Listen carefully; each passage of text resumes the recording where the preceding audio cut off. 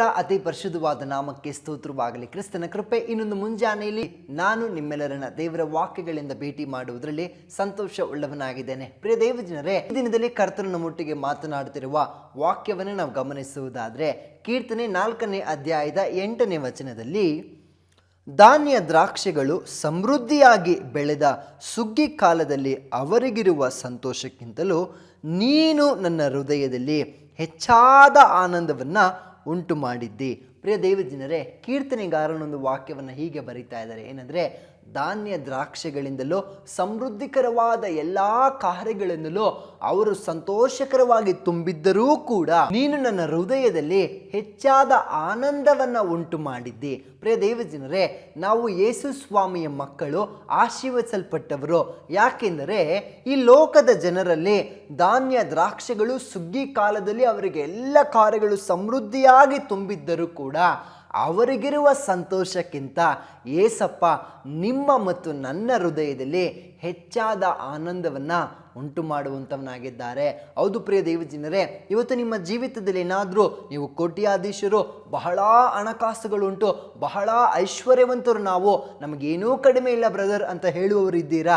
ಇಲ್ಲ, ನಮ್ಮ ಜೀವಿತಗಳಲ್ಲಿ ಕೊರತೆಗಳುಂಟು, ನಮ್ಮ ಜೀವಿತಗಳಲ್ಲಿ ಕಷ್ಟ ಸಂಕಟಗಳುಂಟು, ಎಷ್ಟೋ ಸಾಲಗಳು, ಸಂಕಷ್ಟಗಳು, ಅವಮಾನಗಳು, ಇದೆಲ್ಲವೂ ನಮ್ಮ ಜೀವಿತದಲ್ಲಿ ಉಂಟು ಪ್ರಿಯ ದೇವಜನರೇ. ಆದರೂ ಕೂಡ ನಮ್ಮ ಬಾಳಿನಲ್ಲಿ ಇಷ್ಟು ಸಂತೋಷ ಬರುವುದಕ್ಕೆ ಏನು ಕಾರಣ ಹೇಳ್ರಿ? ಅದು ಯೇಸುವಿನ ಸಂತೋಷ. ಪ್ರಿಯ ದೇವಜನರೇ, ಕೀರ್ತನೆಗಾರನು ಅನುಭವದಲ್ಲಿ ಬರೀತಾ ಇದ್ದಾರೆ. ಏನಂದರೆ, ಧಾನ್ಯ ದ್ರಾಕ್ಷಿಗಳು ಸಮೃದ್ಧಿಯಾಗಿ ಬೆಳೆದ ಸುಗ್ಗಿ ಕಾಲದಲ್ಲಿ ಸಿಗುವ ಅವರಿಗಿರುವ ಸಂತೋಷಕ್ಕಿಂತ, ಅಂದರೆ ಈ ಜನರ ನೋಡುವಾಗ ಹೊರಗಿನ ಪ್ರಪಂಚದಲ್ಲಿರುವಂಥ ಜನರಿಗೆ ಅವರಿಗೆ ಬೇಕಾದ ಎಲ್ಲ ಕಾರ್ಯಗಳು ಸುಗ್ಗಿ ಕಾಲದಲ್ಲಿ ಸಿಗುವಂಥ ಧಾನ್ಯ ದ್ರಾಕ್ಷಿಗಳಂತೆ ಸಮೃದ್ಧಿಯಾಗಿ ಇದ್ದರೂ ಕೂಡ ಅವರಿಗಿರುವ ಸಂತೋಷಕ್ಕಿಂತ ಯೇಸು ಸ್ವಾಮಿ ನಿಮಗೂ ಮತ್ತು ನಮಗೂ ಆತನು ನಮ್ಮ ಹೃದಯದಲ್ಲಿ ಎಲ್ಲಿ ಸಂತೋಷ ಇರಬೇಕು? ಮೊದಲಾಗಿ ಹೃದಯದಲ್ಲಿ. ಪ್ರಿಯ ದೇವಜನರೇ, ನಮಗಿರುವ ಹಣದಲ್ಲೋ, ನಮಗಿರುವ ಐಶ್ವರ್ಯದಲ್ಲೋ, ನಮಗಿರುವಂಥ ಬಂಗಲೆ ಅಥವಾ ಯಾವುದೋ ಒಂದು ಆಡಂಬರ, ಇದ್ಯಾವುದರಲ್ಲೆಲ್ಲ ಪ್ರಿಯ ದೇವಜನರ ನಮಗೆ ಸಂತೋಷ ಹೃದಯದಲ್ಲಿ ಇರಬೇಕು. ಆ ಹೃದಯದಲ್ಲಿ ನಿತ್ಯವಾದ ಸಂತೋಷವನ್ನು ಕೊಡುವುದಕ್ಕೆ ಯಾರಿಂದ ಸಾಧ್ಯ ಅಂದರೆ ಅದು ನಮ್ಮ ಸಮಾಧಾನ ಪ್ರಭುವಾಗಿರುವ ಯೇಸುವಿನಿಂದ ಮಾತ್ರ ಸಾಧ್ಯ. ಹಾಗಾಗಿ ಇವತ್ತು ನಿಮ್ಮ ಜೀವಿತದಲ್ಲಿ ಯಾವತ್ತು ನಿಮ್ಮ ಹೊರಗಿನ ಜನರನ್ನು ನೋಡಿ ನೀವು ಗೋಳಾಡಬೇಡ್ರಿ. ಅಯ್ಯೋ, ಅವ್ರಿಗೆಲ್ಲ ಇದೆ, ಅವ್ರು ಅಷ್ಟೊಂದು ಚೆನ್ನಾಗಿದ್ದಾರೆ, ಅವ್ರಿಗೇನೂ ಕೊರತೆ ಇಲ್ಲ ಅಂತ ಅವರನ್ನು ನೋಡಿ ನೀವು ಗೋಳಾಡಬೇಡ್ರಿ. ಪ್ರಿಯ ದೇವಜನರೇ, ಏಸಪ್ಪನನ್ನು ಕೇಳುವುದಾದರೆ, ಏಸಪ್ಪನನ್ನು ಹುಡುಕುವುದಾದರೆ ಆತನು ಈ ಲೋಕದ ಜನರಿಗಿರುವ ಅವರ ಐಶ್ವರ್ಯದ ಸಂತೋಷಕ್ಕಿಂತ ನಿಮ್ಮ ಹೃದಯದಲ್ಲಿ ಹೆಚ್ಚಾದ ಆನಂದವನ್ನು ಆತನು ಉಂಟು ಮಾಡುವುದಕ್ಕೆ ಶಕ್ತನಾಗಿದ್ದಾರೆ.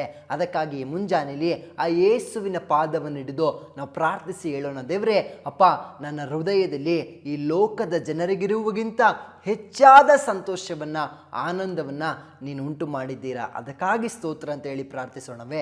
ಪರಿಶುದ್ಧಾತ್ಮನೇ, ನಿಮಗೆ ಸ್ತೋತ್ರಪ್ಪ. ನಿನ್ನ ವಚನದಿಂದ ನಮ್ಮನ್ನು ಹೀಗೆ ಬಲಪಡಿಸಿದ್ದಕ್ಕಾಗಿ ವಂದನೆ.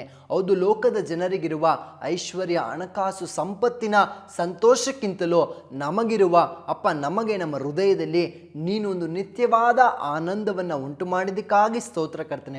ಅಪ್ಪ, ಇವತ್ತು ಯಾರ್ಯಾರು ಕುಟುಂಬಗಳಲ್ಲಿ ಕರ್ತನೆ ಸಾಲದಿಂದಲೂ, ಕೊರತೆಗಳಿಂದಲೂ, ಅವಮಾನಗಳಿಂದಲೂ, ಗುಣಗುಟ್ಟುಕೆಯಿಂದಲೂ ಅಪ್ಪ ಅವರು ಬಳಲುತ್ತಾ ಇದ್ದಾರೋ, ಅಪ್ಪ ಅವರು ನರಳುತ್ತಾ ಇದ್ರು ಕರ್ತನೆ, ಅಂಥ ಕುಟುಂಬದಲ್ಲಿ, ಅಂಥ ಜನರ ಹೃದಯದಲ್ಲಿ ಕರ್ತನೆ ನೀನು ಹೆಚ್ಚಾದ ಆನಂದವನ್ನು ಉಂಟು ಮಾಡು ಕರ್ತನೆಪ್ಪ.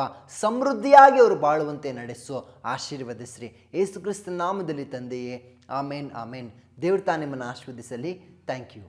ಬೇಕಾದ ಸ್ಥಳ God's grace prayer hall, Sunkadakatte, Magadi ಮುಖ್ಯ ರಸ್ತೆ, ಬೆಂಗಳೂರು 560091. ಗೂಗಲ್ ಮ್ಯಾಪ್ಸ್ ನಲ್ಲೂ ಕೂಡ ಗಾಡ್ಸ್ ಗ್ರೇಸ್ ಪ್ರೇಯರ್ ಹಾಲ್ ಎಂದು ನೀವು ಸರ್ಚ್ ಮಾಡಬಹುದು. Further details and prayer support, contact Word to Word Ministries, Bangalore. Phone 9008725814, 9008725815.